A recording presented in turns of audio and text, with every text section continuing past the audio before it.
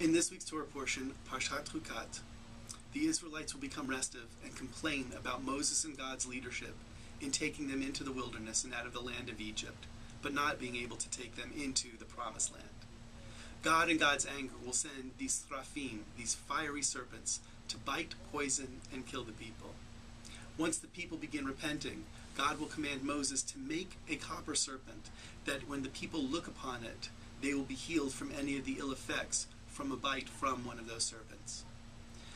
Rabbinic tradition holds that it wasn't looking at the serpent itself that cured the Israelites, but rather when they looked at the serpent, their eyes, their kavanah, their hearts were directed towards their God in heaven, and they became healed because of their directing their thoughts once again to God. Over time, that bronze serpent will be incorporated into the temple, but eventually it will be destroyed about 600 or 700 years later by a very important king in the Bible, King Hezekiah, Hizkiyahu. He will destroy it because the people began worshiping the serpent itself as if it were somehow a manifestation of God and not something that pointed to God. And this is a challenge that all religious traditions, including Judaism, face.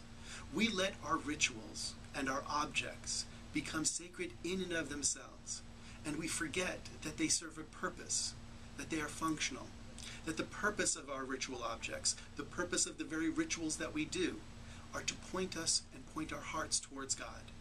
Because it is only in that moment, when our hearts are pointed towards God and not towards the objects in front of us, that we can, like the Israelites, walk down a path of healing.